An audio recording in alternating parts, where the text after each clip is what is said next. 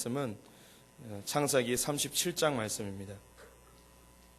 창세기 37장 구약성경 56쪽입니다.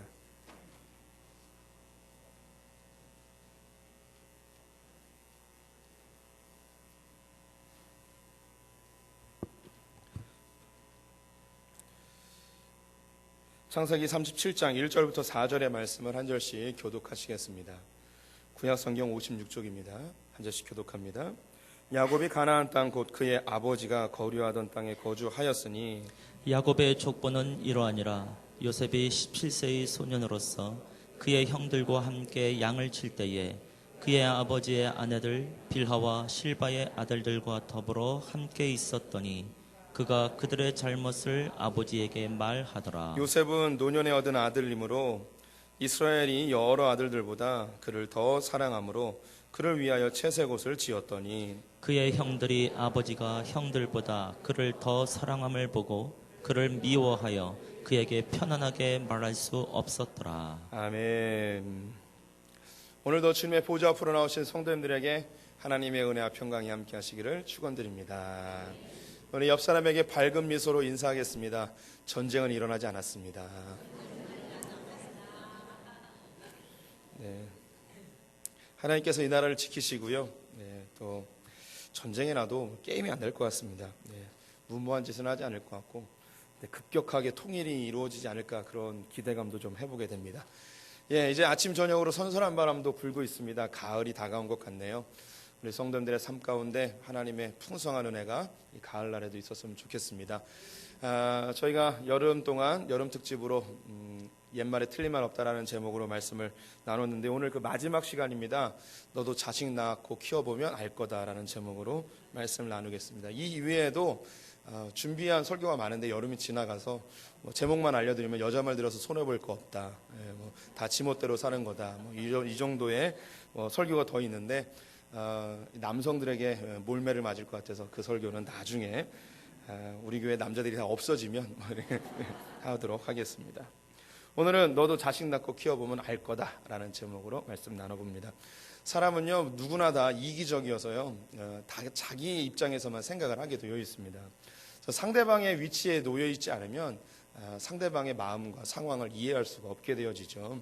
가장 쉽게는 남자와 여자의 차이점이 있죠. 내가 여자가 되지 않는 이상은 여자의 마음을 이해할 수가 없습니다.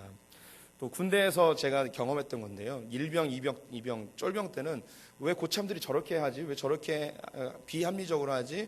라고 생각했던 부분들이 있어요. 그래서 그것을 제 나름대로 이제 좀 합리적이고 좀 효과적으로 일을 처리한다고 했는데 군대 용어로는 찐빠인데요. 잘 안 되더라고요. 그래서 그것을 경험하면서 왜 이 일을 이렇게 했는지 나중에 돼서야 그것을 깨닫게 되는 경우들이 많이 있었습니다.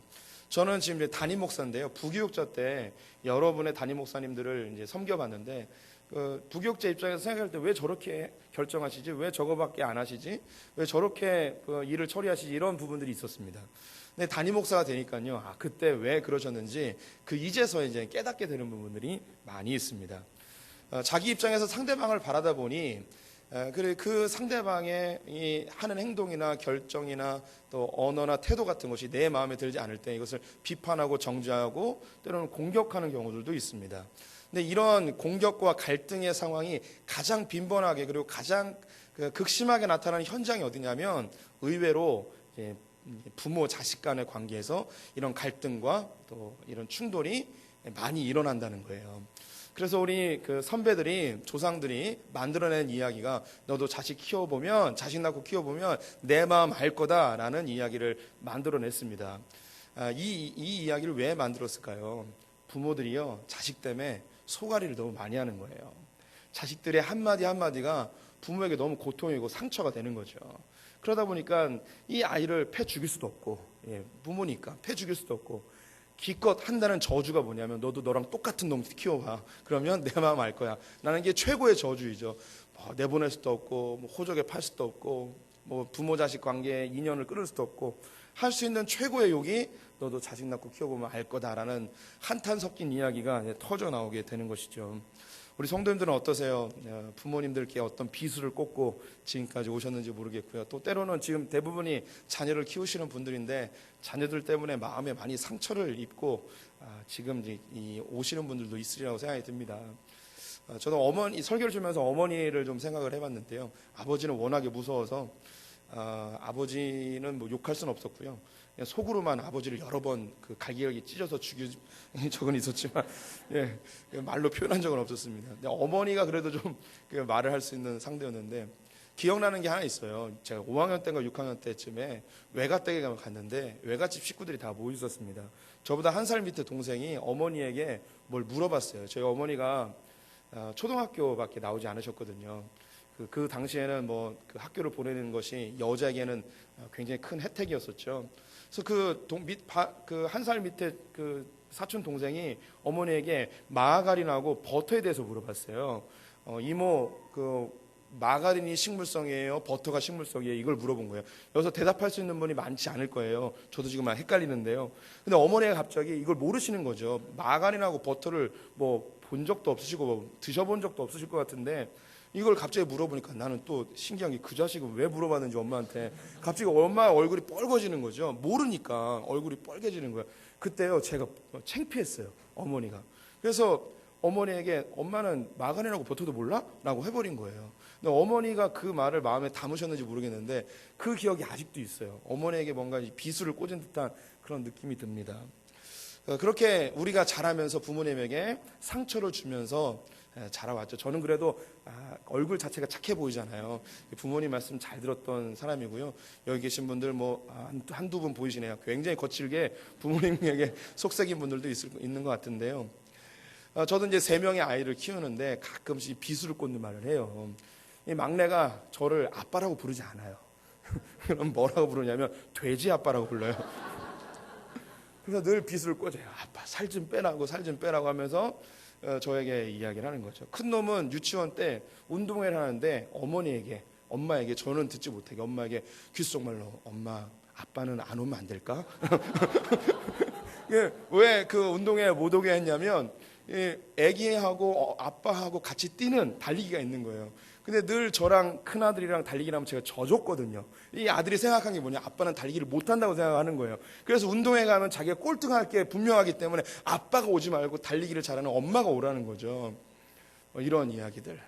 또 우리 막내가 저희 아내랑 이렇게 대화를 하다가 뭘 물어봤는데 뭘 모른 거예요. 그랬더니 막내 아들이 뭐라고 얘기했냐면 그러니까 엄마는 남자친구가 없는 거야. 이야기를 이렇게 하더라고요. 이런 말들이 이제 비수가 되는 거죠. 다 그렇게 살긴 하는데요. 오늘 성경에 보게 되면 부모가 돼서야 부모님의 마음을 깨닫게 되어지는 한 인물이 등장을 합니다. 그 사람이 바로 요셉인데요. 요셉은 성장하면서 큰 2가지의 사건을 경험하게 됩니다. 이 요셉은 쌍둥이였죠. 에서라는 쌍둥이 형이 있었고요. 그의 부모님은 이삭과 리브가였습니다. 이삭은 40위에 결혼을 하게 되었는데 20년 동안 자식이 없었습니다. 그래서 60세의 자녀를 낳게 됐는데요. 20년 동안 자녀 없이 생활한다는 게 굉장히 큰 고통이었겠죠. 남자보다 여자가 더 힘들었을 것입니다. 아기를 잉태하였는데 출산이 가까워졌을 때에 굉장히 큰 이 복통으로 고통을 당하게 되었습니다. 우리 뭐 아이를 잉태해 보신 분들은 알겠지만 아기를 그 잉태한 중에 이 안에서 뭐 복통이 일어나면 굉장히 두렵죠. 아기에게 어떤 일이 벌어질까 굉장히 공포에 휩싸이게 될 것입니다. 그래서 하나님께 부르짖어요. 하나님 이렇게 하시면 어떡합니까? 어떻게 얻은 아이인데 하면서 하나님께 부르짖습니다. 그때에 성경에서 처음이자 거의 마지막으로 여자에게 하나님께서 나타나셔서 이야기하는 장면이 있습니다. 하나님은 여자에게 잘 이야기 안 하세요. 남자에게 주로 하시죠. 영적 권위가 남자로부터 흘러가기 때문입니다. 그런데 이삭과 하나님과의 관계가 온전치 못하다 보니 리브가에게 하나님께서 직접 이야기를 하십니다. 그 내용이 25장 23절에 있습니다. 여호와께서 그에게 이르시되 두 국민이 내 태중에 있구나. 두 민족이 내 복중으로부터 나누이리라. 이 족속이 저 족속보다 강하겠고 큰 자가 어린 자를 섬기리라 하셨더라. 하나님께서 리브가에게 하신 예언의 말씀이 뭐냐면 네 뱃속에 있는 건 쌍둥이라는 거죠. 지금은 뭐 병원에서 쌍둥이인지 하나인지 알려주지만 이 당시에는 그런 거 알 수가 없습니다. 하나님께서 네 뱃속에 있는 게 쌍둥이다. 그런데 이 둘 중에 장자가 누가 되어지냐면 둘째가 장자가 되어진다라는 예언의 말씀을 해주었습니다. 이 이야기를 리브가가 듣고 그의 남편인 이삭에게 했는지 안 했는지 상황이 나와 있지는 않지만 전체적인 흐름을 봤을 때 했으리라고 생각이 되어집니다. 근데 이 하나님의 계시의 말씀이 이 가정의 큰 분란의 요인이 됩니다. 아버지는 큰아들을 좋아하게 되어지고 엄마는 하나님께서 계시하신 장제의 명분을 갖고 있는 둘째 아들을 좋아하게 됩니다. 그 장면이 창세기 25장 27절에서 28절에 있는데요. 성도님들과 같이 읽어보겠습니다. 그 아이들이 성장함에 에서는 익숙한 사냥꾼이었으므로 들사람이 되고 야곱은 조용한 사람이었으므로 장막에 거주하니 이삭은 에서가 사냥한 고기를 좋아하므로 그를 사랑하고 리브가는 야곱을 사랑하였더라. 이삭은 에서를 좋아했고요. 리브가는 야곱을 좋아하였습니다. 이삭이 에서를 좋아하는 것은 장남이기 때문이기도 한데요. 사람이 누군가를 편애할 때에는 세 가지의 이유가 있다고 합니다. 첫 번째는요, 자기랑 닮은 사람을 좋아하고요. 두 번째는 자기의 욕구를 대신 채워줄 사람을 좋아하고, 세 번째는 자기 말 잘 듣는 사람을 좋아한다고 합니다. 미국의 한 대학에서 실제로 미국에 있는 아빠 엄마를 조사해 봤는데 편애를 안 할 것 같은데요, 의외로 편애를 많이 합니다. 그래서 아빠의 경우는 70% 정도가 편애를 하고 있고요, 엄마는 65% 정도가 편애를 하고 있었습니다. 아빠는 그럼 누굴 특별히 더 좋아할까요? 막내딸을 좋아했고요, 엄마는 누굴 좋아했냐면 큰아들을 좋아하더군요. 그래서 저도 어머니의 특별한 사랑을 받았는데요. 이 에서에게 있어서는, 그 이삭에게 있어서는 에서가 왜 그가 더 특별히 사랑스러웠냐면 자기가 갖지 못하고 있는 것들을 갖고 있었어요. 이삭은 어머니 품 안에서 자랐던 좀 소심했던 사람이었습니다. 그러니 자기 민족을 일으키고 이 하늘의 별처럼 바다의 모래처럼 가나안 땅을 다 차지해야 되는 그런 사명을 받았는데 이걸 감당하기엔 자기가 너무 부족한 거예요. 특별히 블레셋에서 도망올 때에 우물을 3개나 빼앗기는 그런 수치를 당하게 되었습니다. 그래서 그 마음속에 있는 욕구는 뭐냐면 강한 민족, 강한 자신, 또 강한 그런 남자가 되고 싶은 욕구가 아주 강력했습니다. 우리 성도님들, 제가 굉장히 연약해 보이잖아요. 그리고 얼굴도 애띠고 소녀 같고 막 이러잖아요. 그래서 어린 시절에 싸움을 잘 못했어요. 그래서 제 마음속에는 싸움 잘하는 그런 욕구가 있었습니다. 그래서 제가 자녀를 낳기에는 너무 시간이 오래 걸리고, 그래서 제가 누구를 통해서 대리만족을 얻었냐면 제 남동생, 8살 밑에 남동생을 저는 싸움을 해보지도 않았으면서 싸움을 가르쳤어요. 그리고 학교 가서 싸우고 돌아오면, 맞고 돌아오면 다음에 이렇게 싸우라고 이렇게 가르쳤죠. 그래서 제 동생이 학교 짱이 됐어요. 그래서 굉장히 만족스러웠어요. 거기서 학교 불려가고 경찰서 불려가고, 그래도 제 마음속에는 막 대리만족 같은 게 있고요. 그래서 그 동생이 고등학교 진학했을 때 제가 한 가지 사명을 부여했습니다. 너는 학교에 가서 학교를 다 접수한 다음에 왕따 없는 학교를 만들어 봐라. 그리고 삥 뜯는 게 없는 학교를 만들어 봐라. 그래서 제 동생이 절대 권력자로 1학년 때에, 2부에 또 별게 다 이야기가 나오는데, 1학년 때 3학년 교실에 가서 3학년을 다 휩쓴 다음에, 안 믿겨지시죠? 네, 제 동생이 알려줬어요. 3학년을 공격할 때는 싸움 잘하는 사람을 공격하는 게 아니라 제일 약한 사람을 공격하는 거래요. 그러면 3학년을 공격했다는 것 자체만으로 2학년은 끝난대요. 2학년은 끝나는 거예요. 2학년은 끝나고 3학년은 좀 있으면 졸업하기 때문에 이제 그 다음에 이제 다 점령할 수 있다고 이런 전략을 알려줬어요. 이런 걸 알려드려야 되는지 모르겠는데, 중요한 건 뭐였냐면, 제 동생이 있는 학교는 왕따가 없었고요. 그리고 돈 뺏는 게 없었습니다. 굉장히 자랑스러웠어요. 제 마음이 이삭의 마음이에요. 이삭은요, 에서가 너무너무 좋은 거예요. 왜냐하면 오늘 성경에 보면 들사람이라고 돼 있어요. 싸움을 잘하는다고 사냥꾼이라고 이야기하고요. 들사람은 한국말로 이야기하니까 좀 이해가 어려운데 영어로 이야기하면 와일드맨이에요. 와일드한 거예요. 근육 빵빵 있고요. 저 같은 거죠. 딱 보기에도 그런 사람이에요.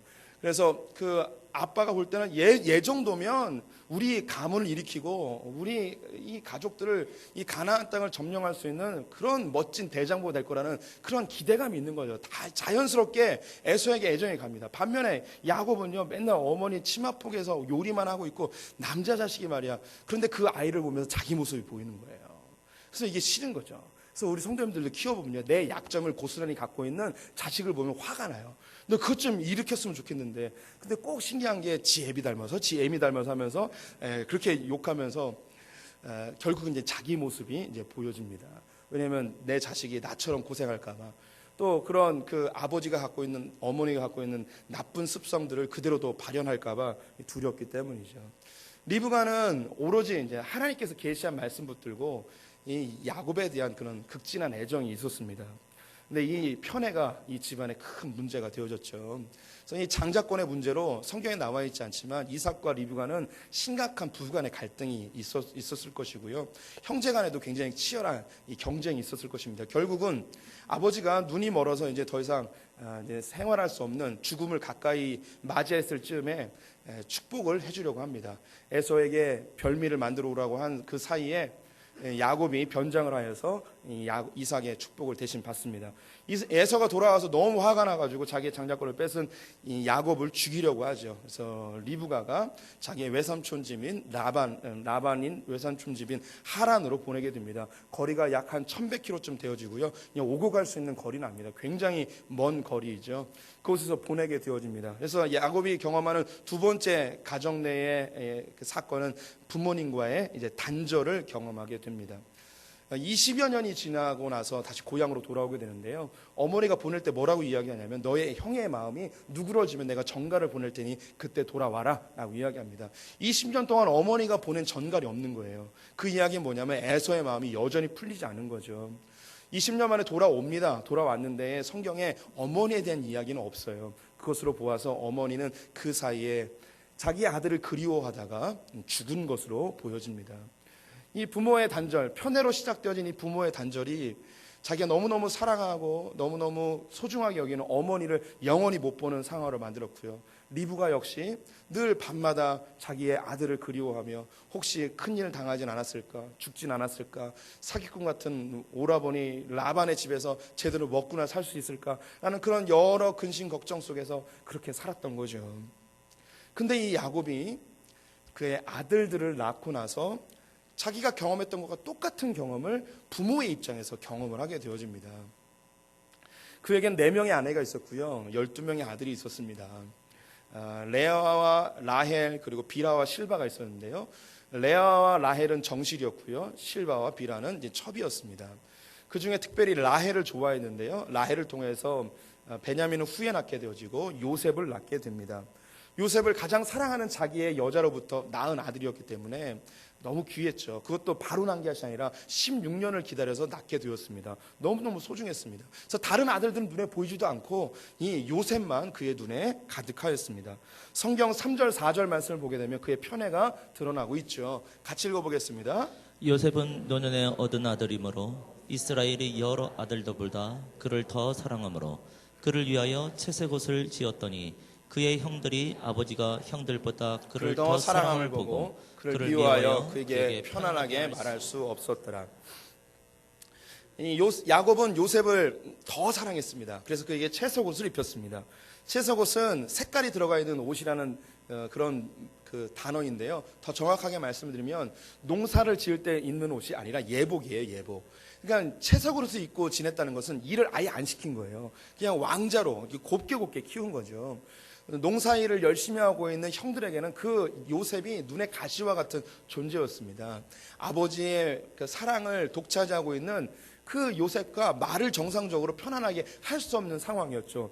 또 이렇게 편애를 받게 되면, 극진한 사랑을 받으면 대부분의 사람들이 약간 이제 눈치가 없어요. 우리가 좀 거친 이야기로 하면 싸가지가 없어요. 그래서 요셉은 이 형들이 잘못한 거 있으면 아버지에게 다 꼬발립니다. 예. 보통 이제 막내들이 이런 형태들을 보이죠. 나중에 애굽으로 팔려가게 돼서 이 요셉이 좀 인격이 정화가 되긴 하는데요.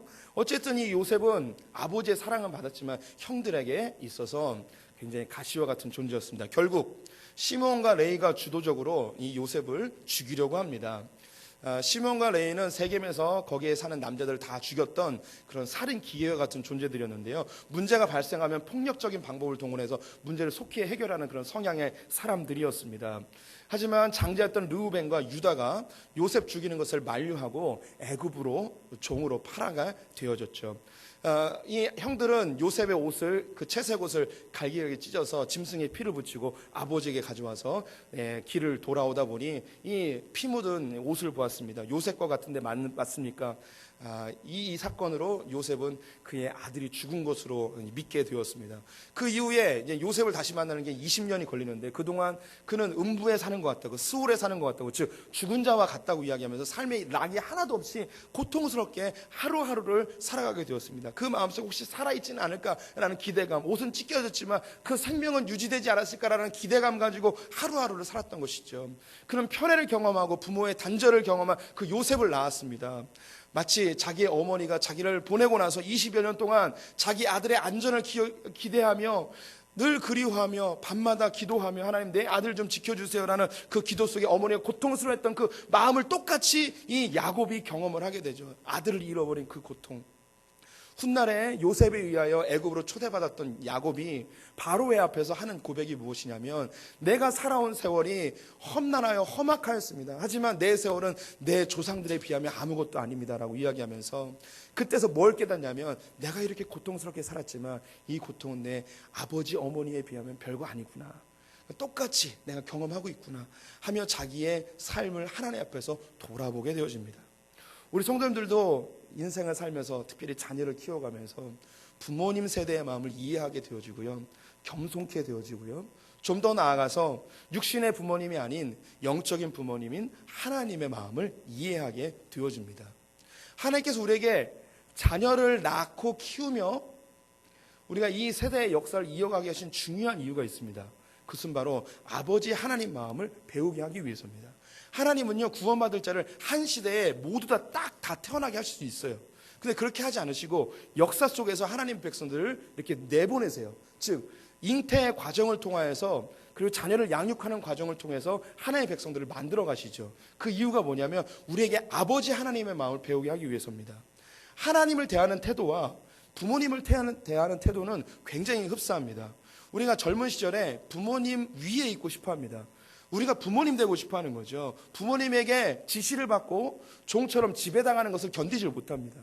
부모님 위에 있고 싶어 해요. 그리고 좀 더 나아가서 이 부모님을 내가 조종하고 싶어 합니다. 때로는 거짓말도 하고요, 부모님을 사기치기도 하고요. 그래서 부모님이 갖고 있는 재산을, 그리고 용돈을 뜯어내려고 부모님의 거짓말을 하기도 하는 사람들입니다. 때로는요, 이 부모님이 내 마음대로 움직여지지 않으면 부모님을 버리고 나가버리는 게 우리의 모습이에요. 그런데 하나님에게도 똑같은 모습이 성경에 그대로 나와요. 에덴 동산에서 아담과 하와가 하나님 위에 있으려고 합니다.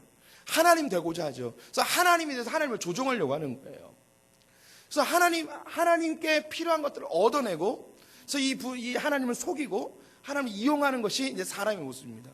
근데 하나님이 사람에 의하여서 조종당하는 분이 아니기 때문에 이 사람은 하나님께 분노하고 하나님에 대하여서 저주하고 모욕하고 하나님 없다 하고 살인하고 하나님을 떠나버리죠. 이게 부모님에게 대하는 태도와 하나님께 대하는 태도가 우리가 동일해요. 그래서 결국 이 인류는 하나님보다 위에 있으려 했다가 하나님을 조종하려 했다가 하나님이 조종되지 않자 다 떠나버리게 되었습니다. 하나님께서는 자기가 낳은 아들들을 포기할 수 없으셔서 자기 부모를 버리고 즉 하나님을 버리고 간 그 백성들을 다시 되찾기 위하여 자기의 장자, 큰아들, 맏아들 예수 그리스도를 이 땅 가운데 보냅니다. 보내서 이 사람들에게 너희들을 향한 하나님의 마음은 심판이 아니다, 너희들에 대한 하나님의 마음은 구원이다, 너희를 너무너무 사랑하신다 하며 알려주십니다. 그래서 나와 함께 아버지께로 가자 라고 합니다. 그런데 그 사람들이 그 맏아들인 예수 그리스도를 갈기갈기 찢어 죽여버리죠. 이 죽은 예수 그리스도가 다시 부활하여서 사람들에게 이야기합니다. 너희들이 나를 죽였지만 난 너희들을 용서한다. 내가 왜 죽고 왜 너희를 용서해야 되는지 아니? 내가 너희를 아버지께로 데려가기 위해서야 라고 우리에게 메시지를 전달해주고 있죠. 말라기 4장 5절과 6절 말씀을 같이 읽어보도록 하겠습니다. 함께 읽겠습니다. 보라, 여호와의 크고 두려운 날이 이르기 전에 내가 선지자 엘리야를 너희에게 보내리니 그가 아버지의 마음을 자녀에게로 돌이키게 하고 자녀들의 마음을 그들의 아버지에게로 돌이키게 하리라. 돌이키지 아니하면 두렵건대 내가 와서 저주로 그 땅을 칠까 하노라 하시니라. 마지막 때에 엘리야를 보내서 자녀들의 마음을 아버지에게로 돌이키고 아버지의 마음을 자녀에게로 돌이킨다고 합니다. 성경에서 마지막 때라고 이야기하는 것은 주님의 재림의 때가 아니고 주님의 초림의 때를 이야기합니다. 그래서 주님이 오시게 되어지면 나타나는 현상이 있는데 하나님 아버지의 마음이 자녀에게로 향하고 자녀의 마음이 하나님께로 향한다는 거예요. 그래서 우리가 하나님의 마음을 이해하고 하나님의 마음을 깨닫고 하나님 품에 안기게 되어지는 일이 발생한다는 것이죠. 우리가 자녀를 낳으면 부모의 마음을 이해합니다. 우리 성도님들 여기 계신 분들 예수를 통해서 하나님을 알게 되신 분들입니다. 하나님께 나오는 자들은요 본능이 있어요. 뭐냐면 자식이 부모를 닮듯이 우리 마음속에 하나님을 닮고 싶은 마음이 있어요. 하나님을 알아가고 싶은 마음이 있고요, 하나님의 마음을 깨닫고 싶은 마음이 있으십니다. 그렇다면 우리 성도님들, 제가 질문 하나 하겠습니다. 하나님의 마음을 알려면 어떻게 할까요? 오늘 제목도 있는데요, 네가 자식 낳고 키우면 그때서야 부모 마음을 알 거야 라고 이야기했습니다. 그렇다면 하나님의 마음을 알려면 어떻게 해야 될까요? 우리가 자식을 낳아야 됩니다. 자식을 낳는다는 게 육신의 자식도 포함되어지지만 성경에서 이 자식은 우리가 이제 영혼을 품고 우리의 지체들을 품는 것을 이야기합니다. 요한일서 3장 9절 10절 굉장히 어려운 이야기인데요, 주의해서 들어주셨으면 좋겠습니다. 요한일서 3장 9절 10절 함께 읽어보겠습니다. 시작. 하나님께로부터 난 자마다 죄를 짓지 아니하나니 이는 하나님의 씨가 그의 속에 거함이요 그도 범죄하지 못하는 것은 하나님께로부터 났음이라. 이러므로 하나님의 자녀들과 마귀의 자녀들이 드러나나니 무릇 의를 행하지 아니하는 자나 또는 그 형제를 사랑하지 아니하는 자는 하나님께 속하지 아니하니라. 9절 첫 구절에 보면 하나님께로 난 자마다라고 되어 있습니다. 하나님께로 난 자, 낳았다는 거예요. 하나님께서 우리를 낳았어요. 우리가 예수님 안에 있다라는 표현이 예전에 설명해 드렸는데, 그래 여자가 아기를 잉태하는 것을 우리가 주님 품 안에 안기었다, 주님 품 안에 있다라는 뜻입니다. 그래서 이 예수님이 우리를 한 사람 한 사람 당신의 자궁 속으로 우리를 잉태하셨어요. 잉태하여서 주님께서 우리를 키워가십니다. 이것을 운행하시다라고 이야기합니다. 성령님이 우리를 키워가시는 거예요. 우리가 우리의 삶 가운데 운행하시며 하나님의 귀한 자녀로 우리를 만드십니다. 근데 이 예수 그리스도께서 우리를 낳기 위하여 이 출산의 고통의 과정을 겪어야 되는데, 이 출산의 고통의 과정이 뭐냐, 바로 십자가의 사건이에요. 그래서 우리를 낳았는데 예수님이 목숨을 버려가면서 우리를 낳으신 거예요. 그것이 창세기에 나오는 라헬이 베냐민을 낳기 위하여 그 고통해하며 그 죽는 그 모습하고 똑같은 장면이 예수님의 십자가의 장면입니다. 그래서 우리를 낳았어요. 낳았는데 우리가 낳으면서 낳는 동시에 우리 안에 뭐가 다시 담겼냐면 예수가 우리를 품었듯이 우리 품 안에 하나님의 씨가 담겼다는 거예요. 우리 안에 하나님의 씨가 담겼습니다. 이 모습은 마리아가 성령으로 잉태되어진 예수 그리스도를 품은 것처럼 우리의 삶 가운데 예수 그리스도께서 주신 그 하나님의 씨가 우리 안에 담겨 있습니다. 그래서 이것을 어떤 시련과 아픔과 고통이 오더라도 이걸 잉태해서 출산시켜내야 되는 거예요. 그럼 이 하나님의 씨가 무엇인가? 하나님의 씨는 바로 영혼입니다. 영혼. 전도가 굉장히 가치 있는 게 뭐냐면 하나님의 씨를 내가 품고 이걸 잉태하고 이걸 출산하는 과정을 내가 경험한다는 것이죠. 우리 성도님들, 전도는 굉장히 가치 있는 것입니다. 오늘의 이야기는 전도가 주제가 아니기 때문에 조금 더 나아가 보겠습니다. 단지 전도뿐만 아니라 우리의 삶 가운데 하나님이 우리가 여전히 죄인 되었을 때에 예수 그리스도를 보내심으로 당신의 사랑을 우리에게 확증하였듯이 하나님의 사랑과 하나님의 마음을 이해하기 위해선 누군가를 잉태하고 이 아기를 출산하기까지 견뎌주는 세월이 필요해요.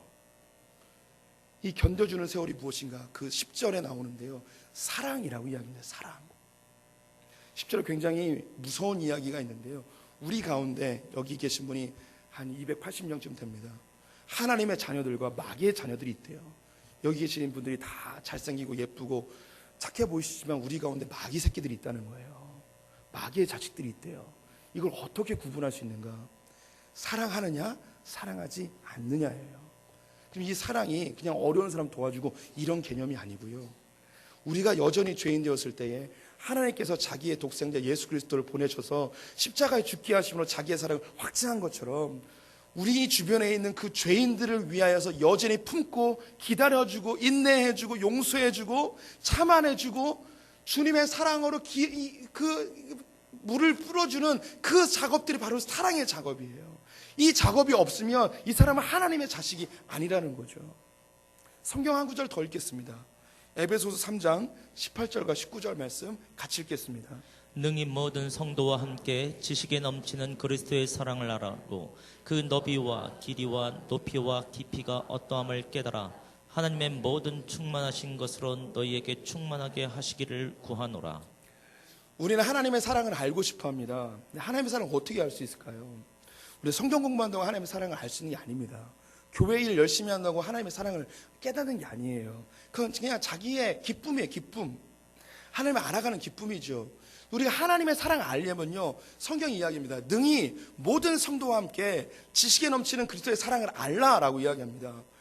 지식에 넘치는 사랑은 무슨 뜻이냐면요, 우리의 상식을 뛰어넘는, 우리의 이성을 뛰어넘는 사랑을 지식에 넘치는 사랑이라고 이야기를 하는 거예요. 그래서 모든 성도들과 함께 지내다 보면 무슨 일이 벌어지느냐? 쟤 같은 놈을 어떻게 사랑합니까? 쟤는 교회에서 쫓아내야 됩니다. 저런 놈은 죽어야 됩니다. 저런 놈은 우리 공동체 필요 없습니다. 라고 하는 그 사람, 내 머리로는 도저히 이해가 안 되는 그 사람, 내 상식으로는 도저히 용납할 수 없는 그 사람을 내가 사랑함으로 그리스도의 사랑이 얼마나 깊고 높고 크고 이걸 경험하게 되는 거예요. 주님이 나 같은 죄인도 사랑해 주셨다면 너 같은 죄인도 내가 사랑해야 된다는 거죠.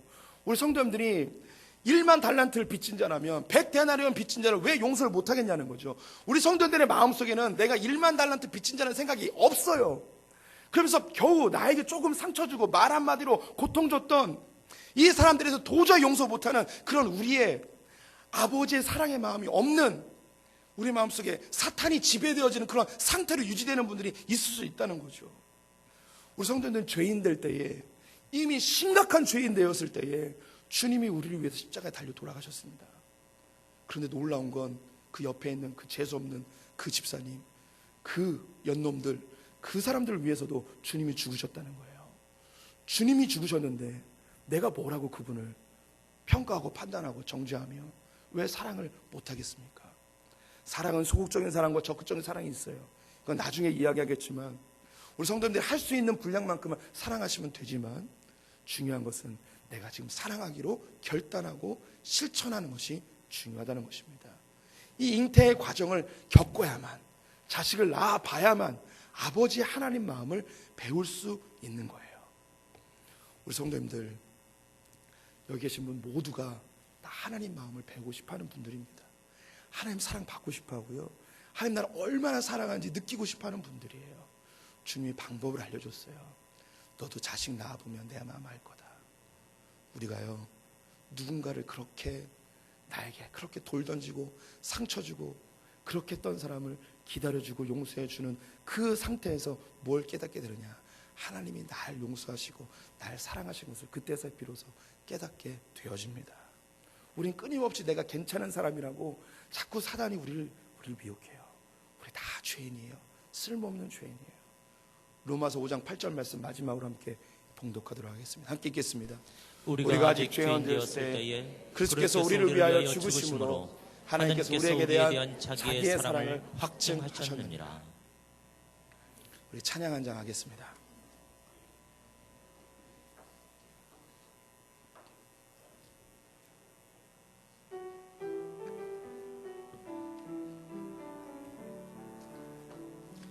감사해요. 깨닫지 못했었는데 내가 얼마나 소중한 존재라는 것, 태초부터 지금까지 하나님의 사랑은 항상 날 향하고 있었다는 걸 고마워요. 그 사랑을 가르쳐준 당신께, 주께서 허락하신 당신께 그리스도의 사랑으로 더욱 섬기며 이제 나도 세상에 전하리라. 당신은 사랑받기 위해, 그리고 그 사랑 전하기 위해 주께서 택하시고 이 땅에 심으셨네. 또 하나의 열매를 바라시며. 한 번 더 찬양할까요? 감사해요 깨닫지 못해. 우리 가능하신 분들은 옆에 분들 손을 잡아보면 좋을 것 같습니다. 내가 얼마나 소중한 존재라는 걸 태초부터 지금까지 하나님의 사랑은 항상 날 향하고 있었다는 걸 고마워요. 그 사랑을 가르쳐준 당신께, 주께서 허락하신 당신께 그리스도의 사랑으로 더욱 섬기며 나도 이 세상에 전하리라. 당신은 사랑받기 위해 그리고 그 사랑 전하기 위해 주께서 택하시고 이 땅에 심으셨네. 또 하나의 열매를 바라시며 당신은 사랑받기 위해 당신은 사랑받기 위해 그리고 그 사랑 전하기 위해 주께서 택하시고 이 땅에 심으셨네. 또 하나의 열매를 바라시며. 하나님, 우리가 자녀를 낳고 양육해가며 부모의 마음을 이해하듯이 우리가 한 영혼을 품고 그 죄인 되어지고 내 머리로와 내 상식으로는 이해되지 않는 그를 여전히 품으라 하시는 주님, 그 자녀, 그 사람을, 그 하나님의 영혼을 품고 나아갈 때에 우리가 하나님의 그 넓고 깊고 위대하신 사랑을 깨닫고 경험하게 되는 줄 압니다. 하나님, 주님의 마음을 더 알고 싶습니다. 우리의 단지 이성적으로나 혹은 우리의 일 속에서 하나님을 만나는 것이 아닌 사랑하며 주님의 사랑을 나누며 그렇게 살아가는 자들 되게 하여 주시옵소서. 지금은 우리 주 예수 그리스도의 은혜와 하나님 아버지의 원하신 사랑과 성령의 교통하심이 사랑을 실천함으로 주님의 그 지극하신 사랑을 깨닫기를 원하는 우리 소풍의 모든 성도들 가운데 지금부터 영원토록 함께 있을지어다. 아멘.